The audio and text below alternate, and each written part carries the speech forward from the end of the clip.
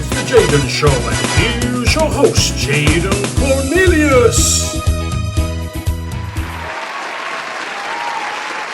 It's Sunday, that means it's time for my show. The Jaden Show. If you are into some amazing music and phenomenal singers, and you like a bit of classical music and a bit of opera and a bit of classical crossover and maybe even a bit of pop, then you are going to be well into my show today, because I have got an award-winning classical #1 soprano, Joanna Forest, in the show. She is amazing. She's become the first independent artist to go straight to #1 in the official classical album charts with her debut album, Stars Are Rising. Her second album, Rhythm of Life, was released in 2019 and also shot straight to the top of the classical charts as well. She has done duets with Paul Potts, maybe even in the future with Jaden Cornelius, who knows, but you're going to love her. And I think let's go and find out a little bit more about her.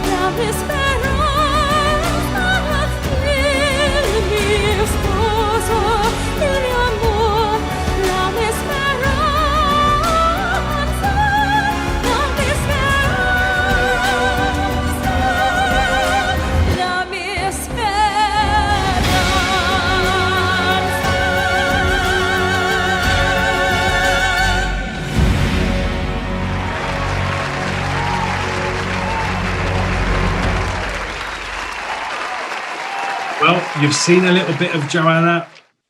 I don't need to talk. I don't want to talk. I want to go and chat to this young lady. Let's go and meet Joanna Forest, this week's very, very special guest.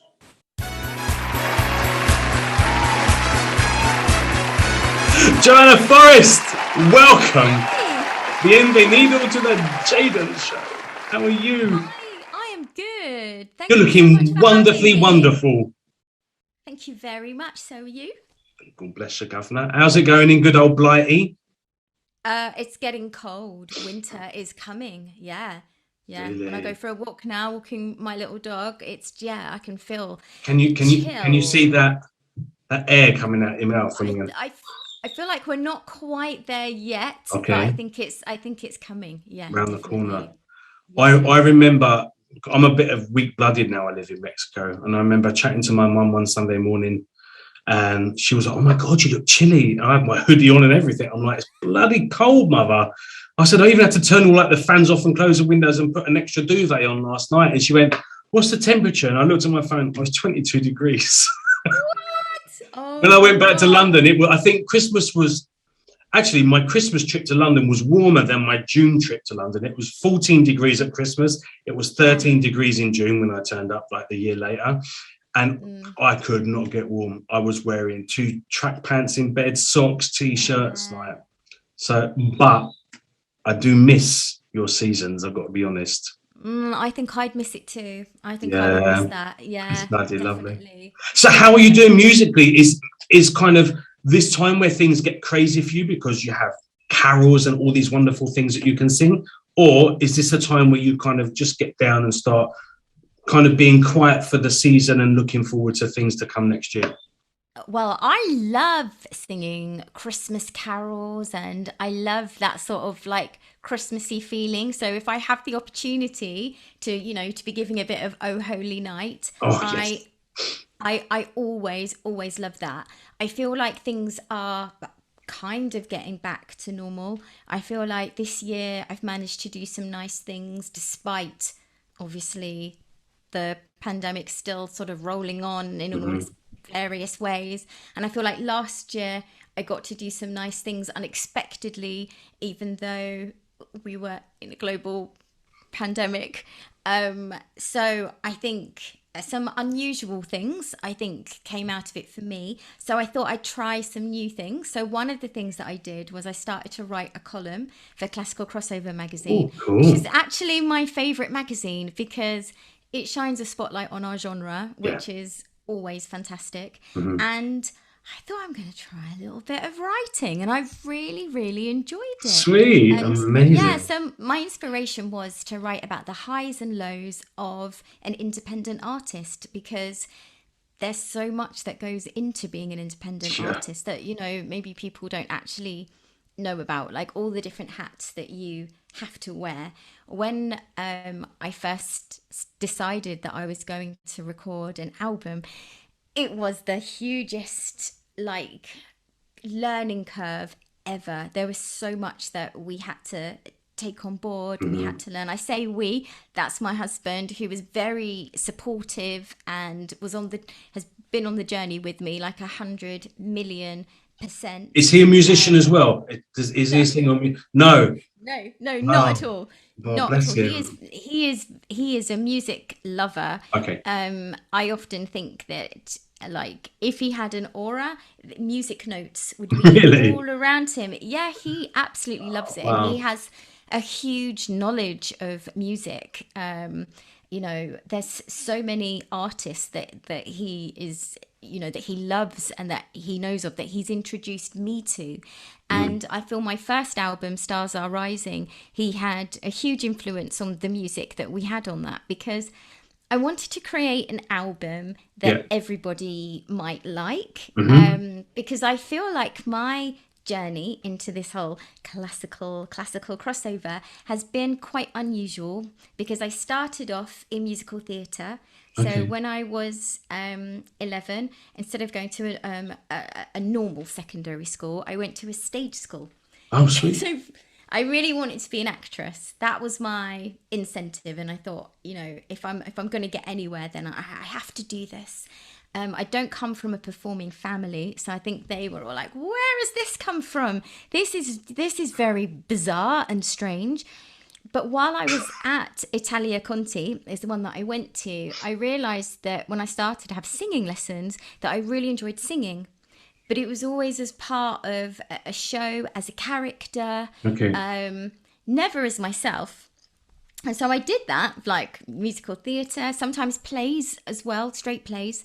And I remember my husband saying to me once when I was doing panto in Bath, I was Wendy and Peter Pan, and he sort of said, "What do you really want to do? Like, what would your ultimate ambition or passion be?" And I was like, "I think I want to sing as myself." And he was like, "Right, let's do it." And so that's sort of where my journey began. But because I Wow. didn't go through the more going to maybe a conservatoire or maybe starting off as a chorister or something like that, I feel like the album that I created, my debut album, Stars Are Rising, sort of reflected that. Hmm. So it was really thinking about taking songs that you wouldn't necessarily think might be in a classical song, but putting like an orchestral arrangement to it. So we've got a David Bowie, Life on Mars, Slade's How Does It Feel? Because Slade is definitely not a band that you might associate with No. classical. Beatles on there, as well as some more sort of classical crossover type feel, because I feel like classical crossover is definitely like a gateway into that world for some people who might be like, oh, it's Absolutely. not really my thing. And you might be like, oh, yeah, but do you like this? And they might be like, yeah. True. Well, look Because at, I can't remember her name now. Oh my gosh, a blonde. There's loads of blonde classical crossover singers, but oh my gosh, she's escaped me. I think she was dating Josh Groban for a while, but she recorded "Nothing Else Matters" by Metallica on her album, yeah, and it was yeah, just like, oh my god, this is beautiful. yeah, And look at Il Divo with. I remember the reason why I got into Il Divo was because all of a sudden I'm in a really bad stage of my life, very, very, like, it was very, very negative time for me. And I turn on TV and there are four stunning looking guys, all suited and booted, singing I was a big hip hop, R&B and pop fan. So singing a Tony Braxton song, Unbreak My Heart, in Spanish, the sexiest language on the planet. yeah, Regres a mí. And I'm like, oh my God, I need to be doing this. yeah. So that was the whole kind of like, this is amazing. This is, and Wow. I found I can sing Nessun Dorma in a theatre, and I can sing Dance with My Father by Luther Vandross on a downloaded backing track from karaoke version in Spanish. And people say, that Spanish classical piece you done was absolutely wonderful. And I'm like, okay, it's an R&B pop song, actually. It is how it is. They even had the bad backing vocals in it. But it was beautiful, beautiful. Oh yeah, So, it puts a complete different spin on it, doesn't it? it waters it down Because for people that feel that classical music is not really their cup of Darjeeling. But then you bring something to the forefront, like something they recognize instantly, yes, and they're more interested in the difference of that song rather than the genre of that song. Like, oh wow, man, she put a violin in that. That's amazing. You know. absolutely, absolutely. So I present a show called Classical Gas on Great British Radio, Mhm. and David Miller from Il Divo was one of my guests, and Okay. I got the opportunity to chat to him for like an hour, and one of the things he was telling me about was their new album, which was a Motown album. Wow, So it super was a sweet. celebration of Motown done in this sort of classical crossover way. And I just thought, isn't that fantastic? So it was still keeping the authenticity of Motown, but putting that Il Divo stamp on it. Absolutely. And I just it's gonna absolutely fly because Oh, these because of what are it is. such Yeah. well loved songs done in a different way. So he was very inspirational. I love talking to him. He has music in his heart, and I can relate to what he told me, and I can relate to that. I also can relate to when he told me that he really likes the feeling of being on stage, because it's the one time and you're really in the now, isn't it? Yeah, When you completely. step out, you don't know what's going to happen, No, do you you? are. Well, unless you live in Mexico, it's a little bit similar to that as well. Like, am I going to get Zika, dengue, malaria, walk into my car? Or, it's like, oh my goodness, what's going to happen? You have to kind of be in and out. But no, completely. You're kind of totally reliant on the forces of nature and your memory, right? And you're, oh yes, absolutely, exactly, yeah. I had a dream about David once. I dreamt Yes. that I was dating him and he dumped me in front of everyone on a tube going to Piccadilly. Oh wow, what a dream. Yeah, and I only remember that. I don't remember anything else. I don't remember my dreams. I was living in London at the time, so it's over 7 years ago. But I remember he was sitting Wow. opposite me on a tube and he said, "We're done. I'm over." And I remember not wanting to cry on a packed tube going to Piccadilly. How random is that? Oh my So obviously I goodness, was well into classical crossover at the time. But a friend of mine was one of the Canadian tenors. His name's Joey Nicefero, phenomenal artist. And we were talking, I don't know if you've seen the interview before, but we were just chatting about how COVID really changed things for artists because, firstly, classical crossover has become more common now, and a lot. And if you're a classical crossover singer, you can start to bring in pop ballads and, like you said, make them yours. So actually, the trying to pigeonhole yourself as an artist is it's a bit blurry now. But he was saying about how criticized Pavarotti was back in the day for Pavarotti and Friends when he was basically singing with pop stars, because that was wow. blending two genres, mate. It doesn't work and it will never work. So he was like fiercely criticized. But he was he was probably one of the pioneers of classical crossover back in the day, right? From Absolutely, doing that. absolutely, definitely. I don't think he realized when he sang Nessun Dorma at Italia 90 how he was absolutely a pioneer of classical crossover, bringing an aria into everybody's lives. I feel Yeah, like Freddie Mercury was also one of the pioneers of absolutely. With classical Barcelona. crossover. Absolutely, definitely. But funny, that doesn't get mentioned as much because No, it doesn't. that was a pop Yeah. star featuring an operatic star rather than an operatic star going into, Yes. you know, so maybe Yes, that's why. going into the into the mainstream, and Because I think phenomenal tenor voice, Freddie Mercury, like, oh my God, like an I amazing mean, what a artist. voice, Yeah, full stop. you An know, incredible artist in so many yeah, ways. completely. Yeah, just every time you hear Freddie, there is the goosebumps, isn't it? But that never comes up into. I've very rarely seen any of that on a classical crossover social media. That particular song, but that Yeah, was one of the. That was in the pop that charts for weeks and weeks, wasn't it? Back in the day. absolutely. It was a huge hit. And I think classical crossover can mean different things to different people, can't it? Yeah, Like if you try and explain the genre to people. And it is a really and they still niche don't get it. genre. No, it is a niche genre. Yeah. Still, I think. And I Well, think people say to me, "What does it mean? Does it mean you wear women's clothes when you're singing?" I'm like, "What? Do you do it in what? drag?" I'm like, "It's No. classical crossover. And I'm not like classical transvestite or anything. Like, it doesn't work. I mean, I could, like, if you pay me enough, I'll do anything. But that's not what it means. No, it means I am a pop singer and I cross my music into classical, or a classical singer would cross their music into pop or another genre. So it's a crossover of Absolutely. genres. That's really simple, but people don't really Exactly, get it. exactly. Which some people don't approve of, who are in the true classical fans. I don't think they really like it, and that's bizarre to me because I think if you are a music fan and a music lover, I think that you should sort of appreciate every genre exists for somebody to enjoy it. Absolutely. Yeah, I can't get my head around music snobbery. It doesn't make sense to I've me. literally just watched a documentary on the country music scene with Little Right. Nas singing his Old Town Road or whatever it's called. I can't remember.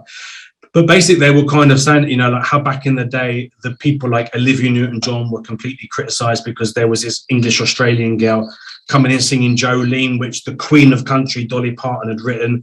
But Olivia Newton-John got the award for it, and Shania Twain made it very sexy and made it very contemporary, and they were all being literally like almost like nudged out of country music stations were refusing to play them because it wasn't country music, because country was about tradition, it was about family, it was about a religion, it was about someone getting murdered on the Ohio. Do you know what I mean? It wasn't about some beautiful, Olivia Newton-John singing "Country Roads Take Me Home." That was like, it was blasphemy for them. I'm like, but I would never have got into country music. And I don't like a lot of it, I'll be honest, but I would never have got into country music if it wasn't for the likes of John Denver, Olivia Newton-John, Carrie Underwood, Shania Yeah. Twain. Because by listening to them, I was like, oh my God, I might go and watch the CMT, the country music channel. And I like some more hardcore country stuff, as well as listening to El Divo. I started listening to the Three Tenors and started listening to other artists that were phenomenally trained classical artists, Josh Groban, Mario Franguli, all these Yeah. particular artists, that all of a sudden were doing popular tracks. And I was a pop boy that luckily had a bit of a belly and could sing like this. Yeah. So I crossed over from pop into classical. So, but yeah, the whole, like you said about the whole music snobbery, music's music. It touches your soul. It motivates you. It's a time machine and takes you back to a place that was once beautiful, that was once sad, or it doesn't. I mean, how can you be a snob about it? It works for you or it doesn't work for you. Yeah, how can you judge somebody else's tastes or what they Yeah, like? especially when something is very popular, because then that means that artist is bringing joy to loads of people. How can that be Absolutely, wrong? absolutely, yeah, and not just three in the bandstand in the local market. We're talking millions of people. Exactly, Yeah, crazy. exactly. Have Yeah. you found, because obviously you have a classical background, so I so I because you have a were music theatre, but that's kind of classical background, right? well, I think singing is singing, and maybe other people don't, but I did have a lot of singing training. Albeit musical theatre is perhaps slightly different. But then when I decided that I wanted to explore all these brilliant arias and this beautiful music that like drew me in. Things like Omeo Bambino Caro. I'm like, Oh could I yeah. sing that? Nessun Dorma. Could I sing that? Something like Time to Say Goodbye. And I feel like it's quite a privilege to sing some of those Oh songs or my whatever. gosh. So I did have, one-to-one singing training with a brilliant singing teacher who was actually from a very classical and opera background. But I would never say that, I am an opera singer ever, because I have never performed in a full-length Yeah, opera. I love singing classical songs. I like singing arias that might be in in an an opera, opera. like Omeo Bambino Caro, but it's out of context and Yeah, it's like one song. It's not like 3 hours. So yeah, I would never say that that's what I'm about anyway. So I think sometimes, if you'd have said to me when I was at Italia Conti, which at the time was quite stagey, so maybe somebody like Bonnie Langford was a bit of an inspiration, and I'm just maybe performing something from Annie. Do you know what I mean? And it's still very and like you went all different. eyes and teeth in that moment as well. Exactly. Love it. Yeah. Um, I think if someone had said to me, "You're going to have, you're going to record a debut album, and it's going to get to #1 in the official classical artist album charts," I would have been like, "What now? Come on, How's that silly. gonna happen? What?" So yeah, I didn't sort of expect that, but I do really love this music and I'm passionate about it. And I think if that's your inspiration for wanting to record it and perform it, how can that be wrong? Is what I think. Absolutely, Yeah. absolutely. And you have proved, well, your album was record breaking, award winning, #1. It reached classical #1. It was, I just mean, like, is there like, I have a list of things here, like, and I'm kind of almost lost for words because you've just achieved so much by, I mean, you've obviously worked your bloody arse off, and just by being passionate about singing the things that you love to sing. And Yeah. you've rocked it, mate. Like all us, still, like we're not worthy. It's amazing. You've done what so many people are still trying to do after many years, and you've done it. So power to you, girl. That's Thank you. absolutely amazing. And long may this continue, quite frankly, because your voice is exceptional. So, and you're such a nice person as well. So, what's happening? Because we need more Joanna Forest in the future. So, what are your plans? Another album? I would love to do another album. So my first album was Stars Are Rising, which was all about, it was my first album, and it was this idea of trying to make classical music accessible to everybody and to do something a little bit different. Then the second album, The Rhythm of Life, that was my idea for creating an album for the whole family to introduce younger ears to classical music. So the concept is it's the day in the life of a child. So we start off with an orchestral version of Take That's Greatest Day, mainly because I love Take That. And then we go through the day and we finish with When You Wish Upon a Star, going into Claire de Lune. But in between, we've got things like Food, Glorious Food. But this is still with a full orchestra. Wow. So it's to kind of Hushabye Mountain, Let's Go Fly a Kite, so that, you know, young people might be like, I know these songs, and it's with an orchestra. That's cool. Paul Potts duets with me on Because We Believe, which Andrea Bocelli wrote. And Andy Day, who is a CBeebies presenter, yeah, he duets with me on Let's Go Fly a Kite. And my friend Gary Andrews is a Disney animator, like so talented. So he created a picture, like a doodle to go with each of the songs. So it was just like a lovely thing. It's beautiful. I'm really proud of it. And I was going, before the pandemic, I was going into schools and doing my Rhythm of Life workshop. Because over here, there's been funding cuts to some schools where they just don't get a music education. And in some schools, they have a fantastic, brilliant music department. And it's so varied. It's just not fair, because you sort of think, if a child doesn't have the opportunity to find out if he's the next Elton John, then, you know, the world might truly be missing out on a really fantastic talent. Absolutely. So that was really fun. It's sad I didn't know you when I was living in England, because I used to do a tour called Breaking the Mould, because I would go into schools and I would teach salsa for half an hour. So boys dancing with boys, girls dancing with girls, boys and girls dancing together. And then I would talk about, you know, strengths and weaknesses. So it didn't matter if you was like the biggest, butchest boy, but you actually really liked doing cross stitch. It didn't make you gay, and it didn't matter if you was gay, but it didn't make you gay. You should do what you play to your strengths. And if you was, you know, the best at drama or the best at calculus or whatever, calculus is that even in England anymore? But you know, like, it was about playing to your strengths and not allowing people to dictate what molds they put you in. And then I say, right, I'm going to sing now. I said, so, you know, what kind of singer do you think I am? And people go, I think you're rap, sir. We think you're rap. Or we think you're rock. And I'd be like, Nella Fantasia. And I'll come up and I would sing half-hour classical music. I sold so many albums, it was unbelievable. But I'm selling albums to kids under the age of 11 years old. Yeah, that's amazing. Who now like classical music because someone was just regular with them. You know, it was just breaking the mold. Yeah. It makes it accessible, doesn't it? Absolutely. Rather than something that's a little bit elitist, or maybe there's like a door closed to it, which is completely wrong, because there shouldn't be any barriers into, you know, anybody wanting to get into classical music. Or on any form of creation. Creation is part of your soul and spirit, right?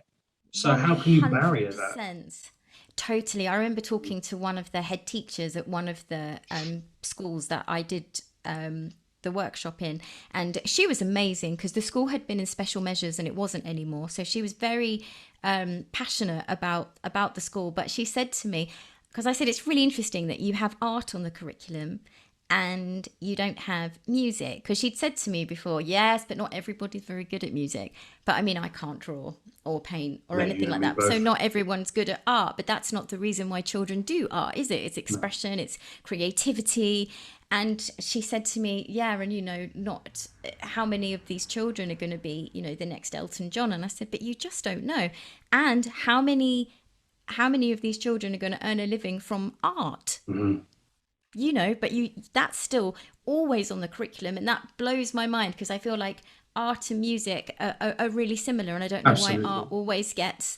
Because buying paints and paper is a lot cheaper than buying guitars, flutes and pianos. Yeah, that's very true. That's very true. You know, it's like, oh, well, right. It's expensive. We don't really need to encourage that. Don't worry about it. So, you know, but any form, like even having like singing groups and, you know, choruses and musical drama groups in school and stuff like that, even just a way that people can exercise their creativity would be. I was just destructively shy as a kid. So I could never sing. I couldn't even get on a bus in front of people until I was 20 years old. Do you know what I mean? So I could never do music because it meant you had to perform. So, and I was no good at art. So I had no way of expressing any creativity whatsoever. So I literally just would hide in cupboards and make sure that my homework was done in time. But if there had been something, if there'd been like a break in the mold kind of thing, or or your like your tour that you was doing in schools and stuff like that, where people were kind of almost giving you permission to be you, Yeah. then I think that would have completely changed my life a lot earlier, to be fair. Yeah. So Yeah. do you think that will continue? Absolutely. Will you continue doing that outreach stuff, or is that kind I of... really, no, I really want to. I really want to. When I'm allowed, then that would be, yeah. No, I really enjoyed it. Wow. One of my favorite parts of doing the workshop was to put on Hushabye Mountain and to just make them close their eyes and say Oh, to the wow. children, I want you to just see where your mind goes and just use your imagination. Nothing's right or nothing's wrong. Just use the music as like to create a little movie in your mind. And then when it was finished, I'd say, hands up, what did you think about?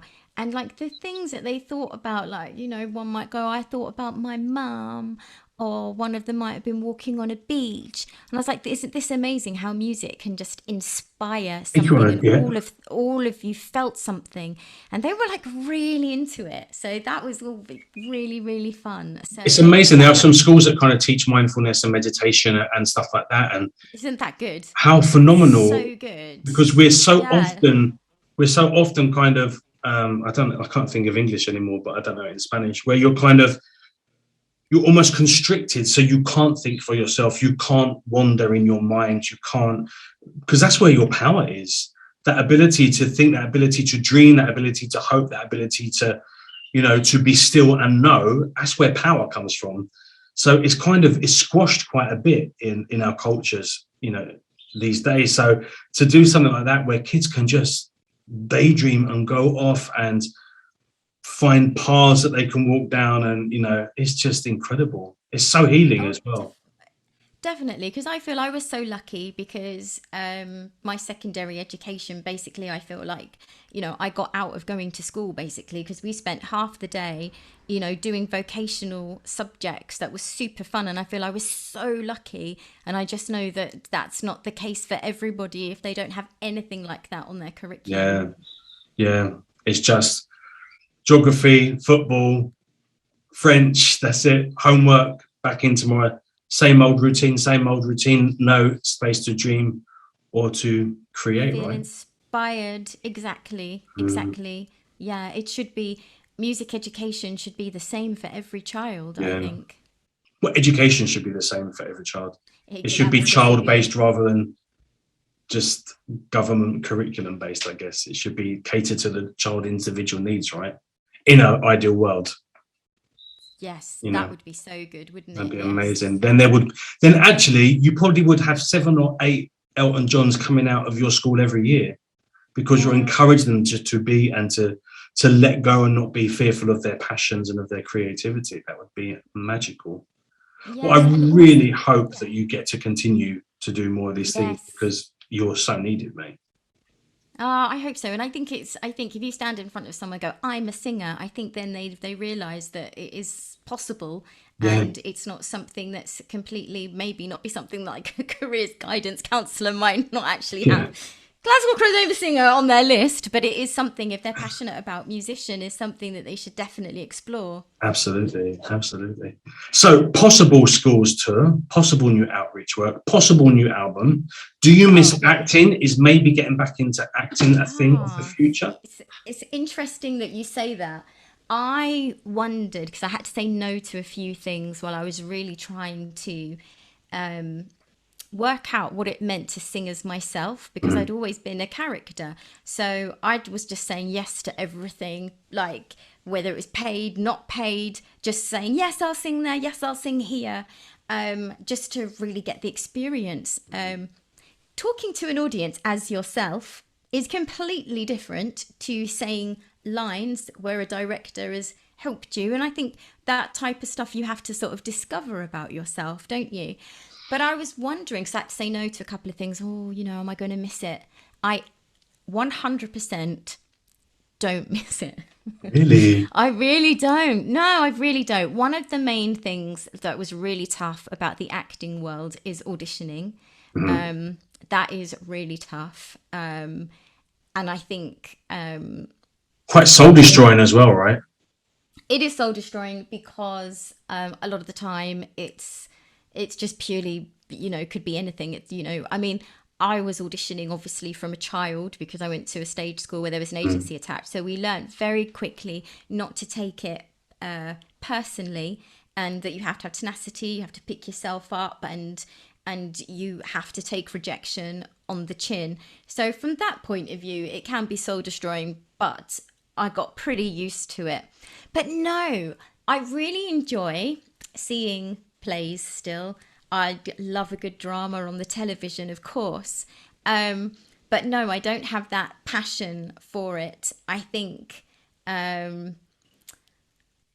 definitely I feel like I'm on the right path, and I wish that I'd had the epiphany or maybe the confidence to have done it sooner. That's what I wish, really. I don't want to take back any of those experiences that I had in plays or musical theatre, because I think that I've met brilliant friends, and They've shaped you as an artist anyway, right? they've shaped me as an artist, definitely.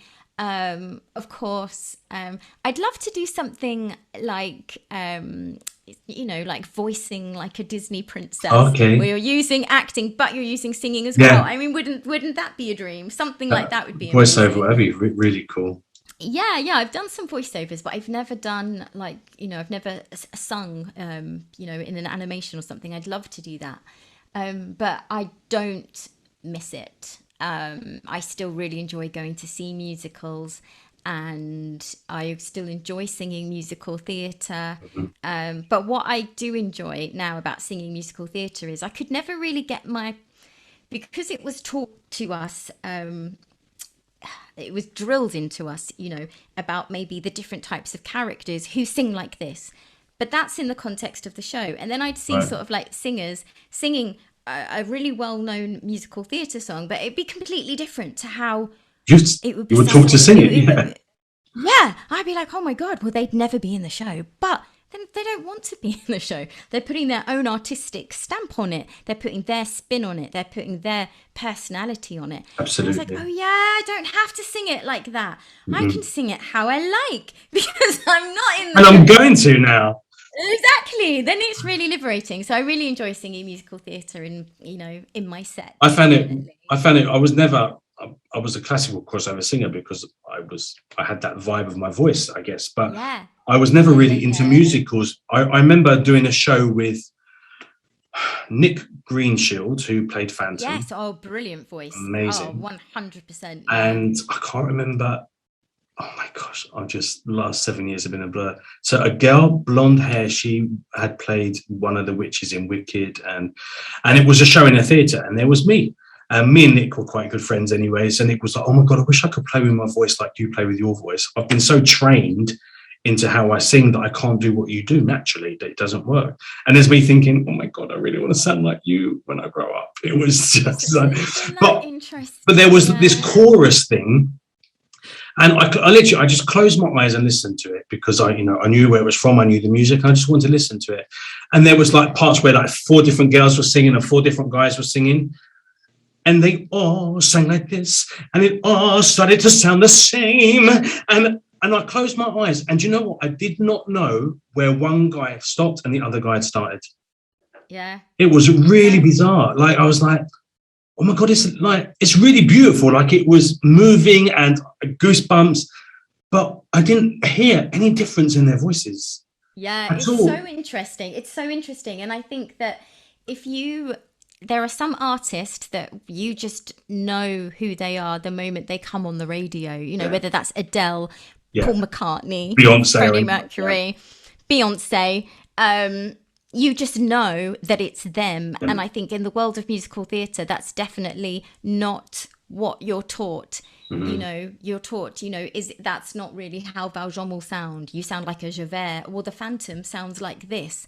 And I Yeah. think that's probably why to you it sort of felt, it was very beautiful, but it Yeah. all sounded The sounded same. Yeah. the same. Yeah, And as because I was talking to my friend Joey Nicefro, he was just saying, like he was in the Canadian tenors, and then he was in a group called Destino, and so because he was a classical artist, and then yeah, when he went solo, he said like, I want to sing "The Winner Takes It All" by ABBA, but it yeah, was sung with his voice. It's like, I don't want to talk about the things, and it was beautiful. It's like something like 7 million hits on YouTube or something.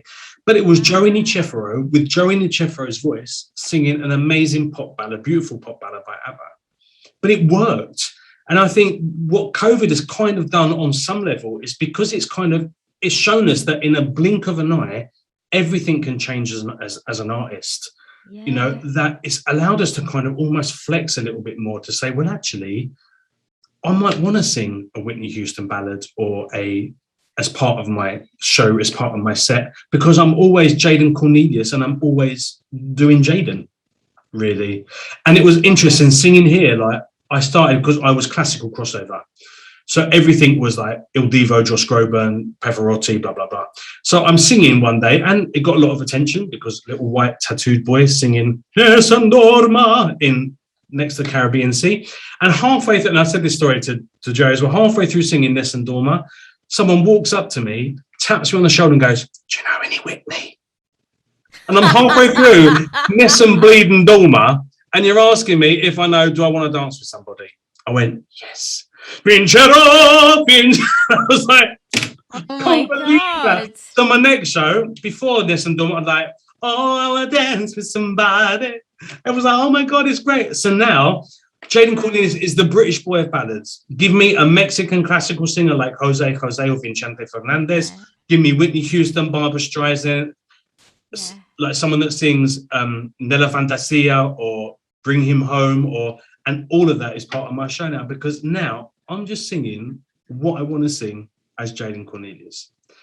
And it absolutely, was yeah, interesting when you said about when you had to speak to someone, your audience as yourself, yeah, how yeah, different that yeah, was to yeah, learning a script. yeah, When you said about yeah, learning a script, my mouth went dry. And that was one of my biggest fears was to have to learn a script, to have that wow, constraint of, oh my God, because what if I miss a word or I forget? yeah, For me, I talk to people like I'm in my front room, like it's like, oh, I'm gonna do this yeah, song now. And I've even gone halfway through a song and went, do you know what? I don't even like this song anymore. Let's do something different. And I've stopped the track and started singing something. I said, well, if I'm not enjoying it, you're not going to enjoy it. So let's do something else. Because it yeah. just, that freedom of being able just like, I'm me, like I can't replicate. I don't want to replicate. I'm just Jaden and I'll sing what Jaden wants. So Definitely. And I think sometimes we think it's all about the singing, but I think if you think of it as a whole evening, I think sometimes what you say is just as important as what you sing. And I think sometimes people take that away just as much as the singing. absolutely. Definitely. Because that's the direct link to you as the artist yourself. It's an opportunity for them to get to know you Yeah, and who you absolutely. are. And how you roll. Yeah, because I think after a while, they might think, oh yeah, this sounds nice, but actually, it's about the whole evening and the whole Yeah. experience, isn't it? Yeah. And once you've won them, they're yours. Yeah, Like really, yeah, like it's just another girl singing memory at the moment. oh But if yeah, you're like, oh, yes, it's bloody hot up here, anyone got a, or all of a sudden you become yourself and you start chatting to people. I really like your dress. Where'd you get it from? And all of a sudden you're like, you're part of them, and they're like, oh my yeah, God, I'm going to pay so much more attention when she sings her next song because all of a sudden you are yeah. real. You You're so know. right because there are many, many, many, many girls who can sing memory very, very, very, very well. So, how do you set yourself apart? I always find it really strange when people say something like, that they feel like they have a gift that they want to share, because I feel like there are so many people who are so incredibly talented. There are Unbelievably. so many people. Or if somebody says, oh my God, like you're such a brilliant singer or whatever, I always think, yeah, but there are so many people who are brilliant singers. Like the amount of good singers is crazy. Yeah. There's so much talent out there. And 80% of them are better than me. But thank you for the compliment.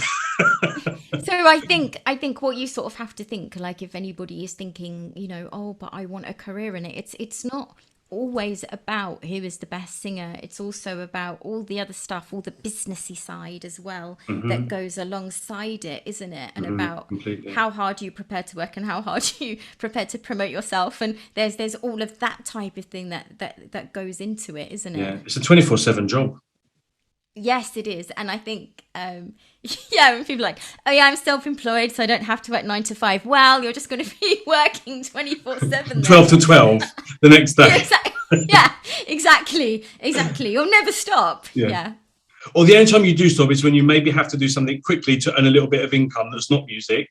And then you're back in. And then as soon as that's finished, you're back on the computer like, oh my God, I haven't answered this person back. And got to send this email to this person. I've got to check if the video's coming along. And it's like, oh my God.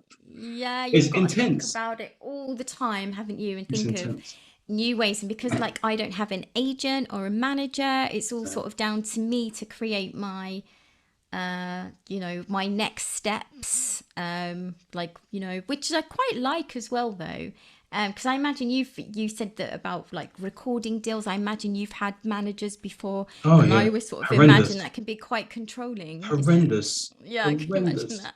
And scary. I mean, like, I had a very negative experience with one manager when I was in a pop group, and we were becoming really famous in the 90s. And then when I decided, yeah, of course, Beyond, and that must have been huge. I was amazing, and I was too shy to appreciate it. But looking back now, I'm like, oh my God, that was so cool, so cool. Thank you for agreeing with me, dogs. But it was like, but then when I was working really, really hard, like I was going to Sweden and doing 4 songs as Backstreet Boys were leaving. I was going in. When I was leaving, Britney was popping in. So I was working with the best producers all over the world, like, and some of the best artists. And we would present, and I was pretty, I was slim, I was typical boy band. So, I mean, and I already had a fan base because of my band. So like 40, 50,000 fans on my fan base. And we take the really hard work, lots of money, demos and videos to a record label. And they're like, but isn't his manager so-and-so? It's like, no, not anymore. No, but he was managed by him, right? Yeah, no, we're good. I was like, so even 4 years after the management deal had ended, they were still associating me with a manager and wouldn't sign me because they didn't like the manager. Wow. Even though nothing was going on, they didn't want any risk of legal stuff, any risk of anything coming up. So that was 4 years after it had all finished. So it can be. I watched an amazing documentary by one of Jay-Z's producers, and he was basically saying, like a record, I mean, back in the day in the 90s, you got your advance and it was a lot of money. It would come off your record sales, but there was no downloads. There was no, there was no Spotify, no iTunes. It was literally your single was coming out in Woolworths and outpriced that weekend, and you were going to see where you charted. It was literally, you worked your ass off, and it was intensely hard work because you couldn't promote anything on the internet. If you wanted people in Leeds to hear you sing, you had to go and slog it after 7 other shows to Leeds to do a 3-song PA in some dodgy nightclub and hope that they will buy your single on Monday morning. So it was like intense hard work. But it was just really, really interesting that now you can release singles from your front room by actually doing nothing. And this documentary on Jay-Z said basically you used to get your advance and everything. Now it's just like getting a glorified bank loan. It's called a 360 deal. So they take pretty much 50% of everything, your merchandising, your downloads, your tours, whereas back in the day, it was just record sales they took a percentage of. Your merchandising and your tours were your money. That's how you became a millionaire as an artist. And if you was a songwriter, even better because of the royalties. But now it's a 360 deal. So they pretty much take 50% of everything from your writing to your tour into your merchandising. So he said, you're better off getting a bank loan, getting a great publicity team of people that you know and people that you can afford, great production of people that you know and people you can afford, and doing it all yourself. Because actually having a record deal it's not even really worth anything anymore. Because I think it used to be a way of getting out to everybody. Oh, it was the only way back in the day. Yeah. But I think now like you say, the internet has been a good equalizer, hasn't it? Definitely. But it's That been hard work. So now you have to get 7,000 million people liking one TikTok video in order to do it. oh, I know. Sometimes social media can be very exhausting, can't it? It is more than exhausting. I'm like, oh my God, I haven't logged into my emails for 2 days now because I was trying to record my dogs dancing on TikTok. Yeah. Exactly. Or like, no one's liked this post. Yeah, oh my God, what's wrong with that one? It's funny. I was saying to a friend the other day as well. I remember, like, I'm an all right singer. I've been singing for 30 years, so I've done my work. You know, I really have worked my ass off over my years. So you know, I've learned my craft and my trade. But I remember I sung a Josh Groban song. I can't remember which one it was. And I was like, oh my God, I've only got 600 hits. So I was like YouTubing the other people that had sung it. And there was this guy who had like 1,200,000 hits. I'm like, he's going to be really good, man. So I opened it up. The boy was fine as he was singing topless with his pecs and his abs. And that boy could not hit a note if his life depended on it. 1,200,000 hits for singing the same song. And like it would have broken glass if you turned it up loud. It was that bad. I was like, oh my God. And I got little Winnie the Pooh belly and I was going to like me. And it's like, God, the pressures. So it's created like before. They said the statistics were something like 200,000 people a month tried to get a record deal in the UK. Only 200 people a year got a record deal. I had 2 record deals. So I have no idea how. Wow. No idea how. But it seemed quite easy for me.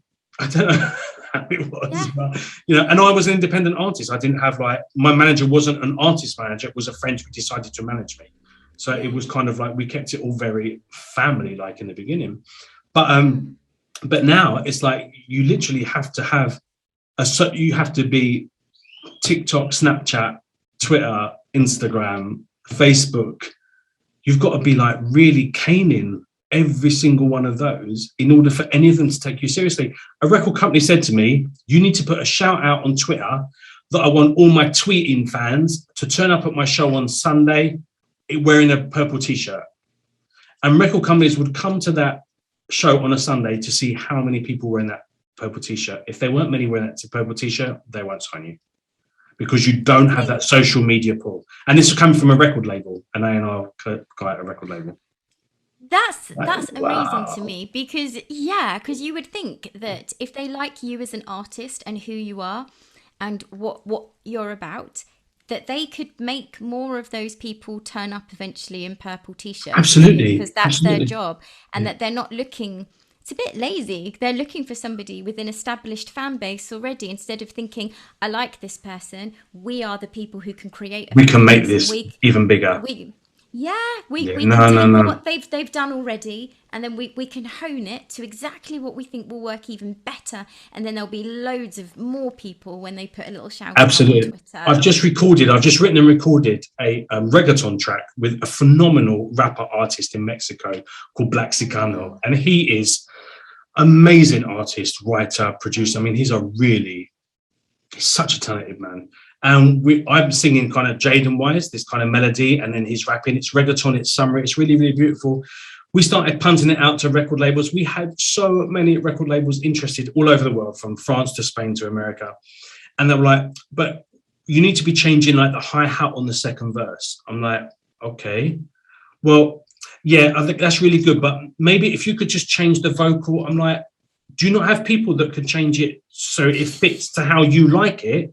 And then you've got it, right? Oh, no, it's not our job. You have to present it exactly on the nose of how they want it presented. I'm like, wow. I ain't doing that. I enjoy singing it. I don't need it anymore. Like, I'll enjoy doing the video. Will be wonderful. It is going to be amazing. The song is a really lovely song. People can download it if they like it, but it's like, no, I'm sorry. No, we don't. That's not our job, mate. You need to bring to us the product that we want to sell. I'm like, but surely you could get one producer just to change that hi-hat and to lift the vibrato, lift the whatever it is on the second line in, and do it how you, because then you know how you want it. So why don't you do it how you want it, and then you're happy, right? So you will sell the track. But they won't do it. They said, no, we're not interested, sorry. I'm like, wow. Okay. Unless you have 4 million views on your video, and everyone's doing a dance routine to the 30 seconds of your song on TikTok. And then all of a sudden, oh, this is a hit, man. I told you this was a hit. Oh, I love that hi-hat. Wow. Crazy, Gosh, huh? yeah. I think it's all changed, hasn't it? And it will probably continue to change. Yeah. One of my brilliant guests on Classical Gas was Mike Batt. Okay. And one of the things we were talking about, well, gosh, he had so many amazing stories to tell me. Yeah. But one of the things we were talking about was his partnership with Katie Melua, which obviously Okay. was fantastic and super successful. But then he said, how do you break an artist now? Because things have changed even, I mean, that wasn't that long ago, but, you know, things have changed even since then. And so you get like, you know, such an established, talented, well-known producer, composer, songwriter who is also thinking that it's a very different landscape now to what it has been and how different things are, which is one of the reasons why I'm sort of really excited to have my, well, you've got your Jaden show, but to have my radio show, Classical Gas, because I think it's just another way to sort of profile raise in the world. And when it's so hard, because I sort of feel on social media and on the internet, everybody's like competing for the space, aren't they? Yeah. I kind of think, why don't we all just share it? How nice. I know. It's really interesting. When Yeah, when it first started, I was like, I really want to sing with people, and I've set up a studio here, so I'm, you know, getting my head around just doing stuff that's good enough to go on YouTube and stuff like that. And I was like, right, I'm going to do a project called Disney Duets, and I'm going to write to all my singing friends all over the world and say, let's duet a Disney song. And it doesn't matter if you're singing your bit in Spanish or French or Swahili or Tagalog, and I'll do my bit in English, or maybe if I learn my bit in Spanish and stuff like that, I can do that. And I had 47, let's do it. From Romania to Canada to Australia, 47 artists done. Yeah, that'll be amazing. And now I started with a friend of mine, actually. He's an amazing mariachi singer, young lad, incredible voice. And we would do work in the garden and stuff like that. And then we would come in the studio and do some musical stuff. And he would say, Jaden, what time is it? In his Spanish accent. I said, oh, it's 2:00. And so we recorded Isabel Il Divo number. It's on my YouTube. And phenomenal Mexican artist called, oh my God, Manzanero. Alejandro. No, it's not Alejandro. I've forgotten. But anyway, phenomenal Mexican artist and songwriter. He was like the god of ballads here. Armando Manzanero, that's his name. We recorded one of his songs in Spanish called Underneath the Table, Debajo de la Mesa. And really, really beautiful. And all of a sudden I thought, I'm going to do a project now for my YouTube, and it's called It's 2:00. And I'm going to do duets, originals, covers with any single artist. They record their little video and their bit, they MP3 it to me, I put my bit down, put it out on YouTube. Because it's not about making it for me. Now, I'd like to be successful and have some income, absolutely, don't get me wrong. I have a lot of animals to feed here. But I want to bring back the enjoyment of the music that I did, rather than a desperation of becoming, which kind of overtook the enjoyment of the music that I did. Yes, it can get, yeah, you're so right, isn't it? You can get so swept up in all the other bits that you have to attend to that can take away from the enjoyment of actually just singing, which is why we all started in the first place. Exactly. And for me, I loved it when I was in a group because I was singing with my best mates. I really love that interaction, that blend of voices and stuff like that. It's really good. And as a solo artist, I don't get that many opportunities to do that. If I do an album, it's easy to find someone to do duet with me on the album. But on a day-to-day basis, I don't really get opportunities to sing with people.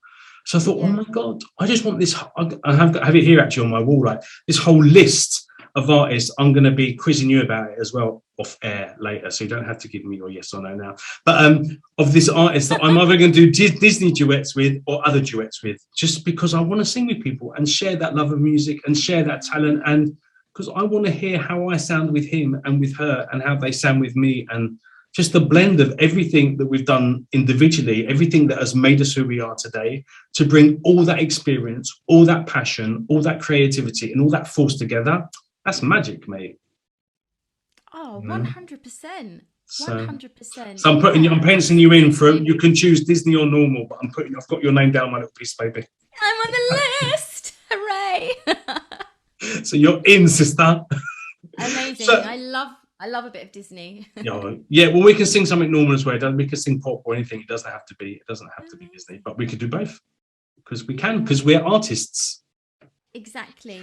Talking of artists, where can people find you? Like, I want to send the whole world, all my 17 and a half fans, to find you and to listen to your stuff because you're bloody amazing. So where can they find you? Are you on Spotify and iTunes?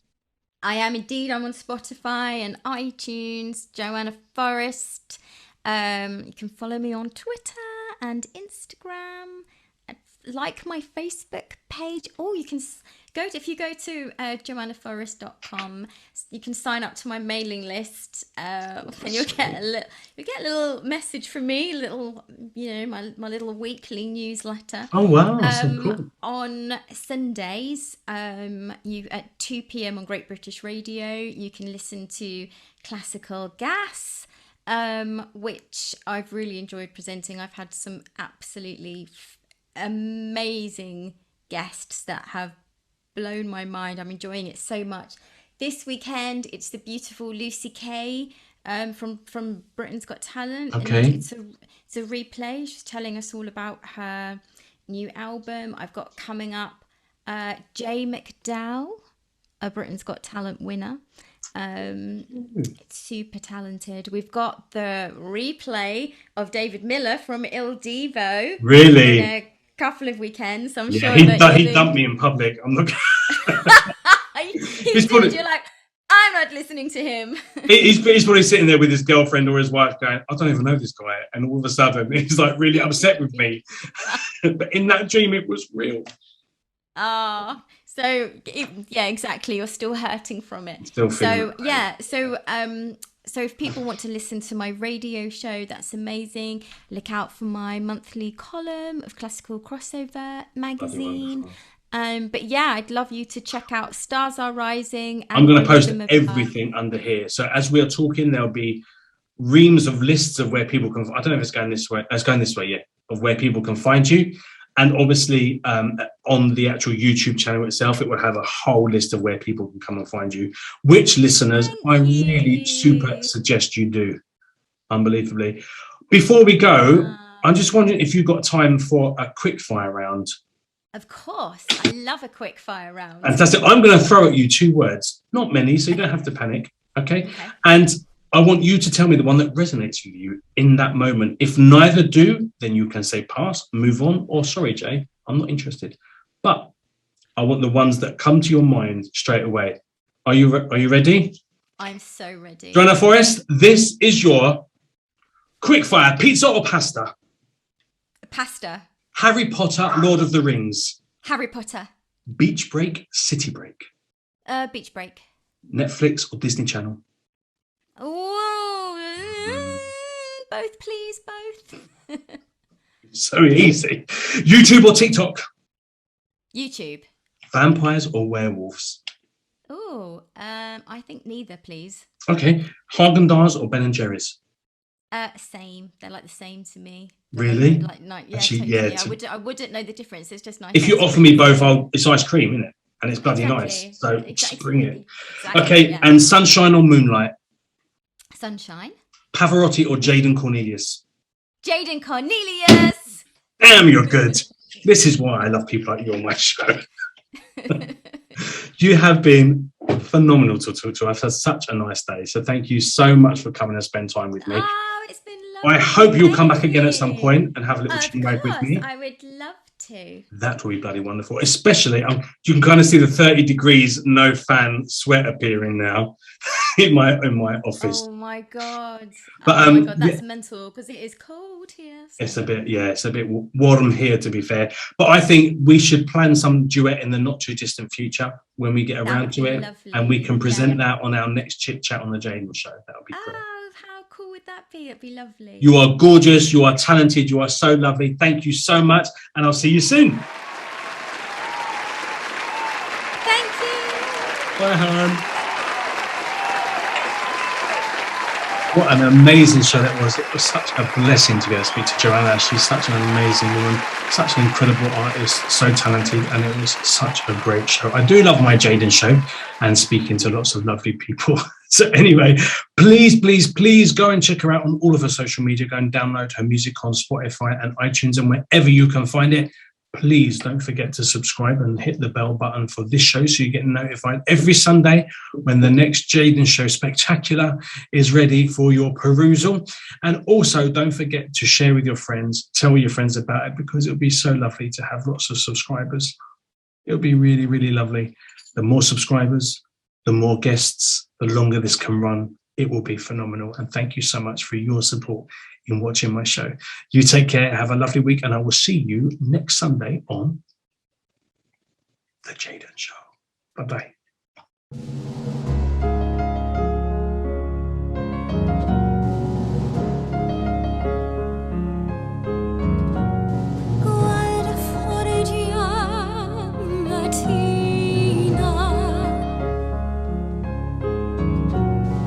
Questo giorno che ricorderai, alzati e freddi avrai, te ci credi in te, non ti arrendere.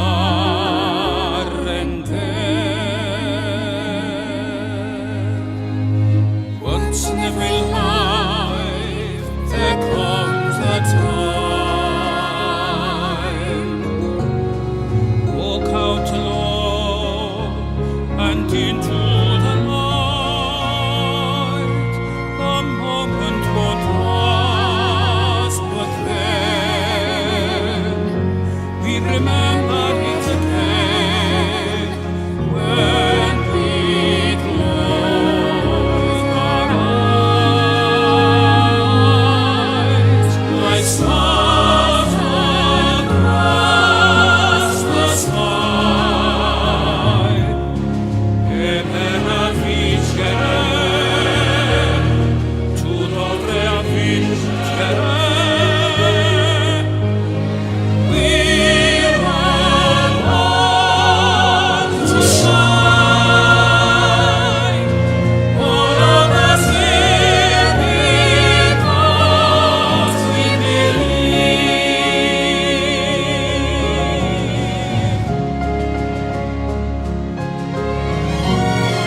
Every dream we have can turn to gold. And one day will shine on and fold.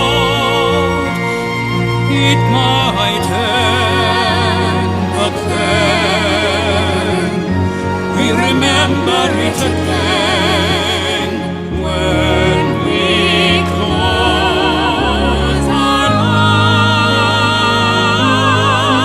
eyes, like stars across the sky. E per vincere, tu dovrai vincere.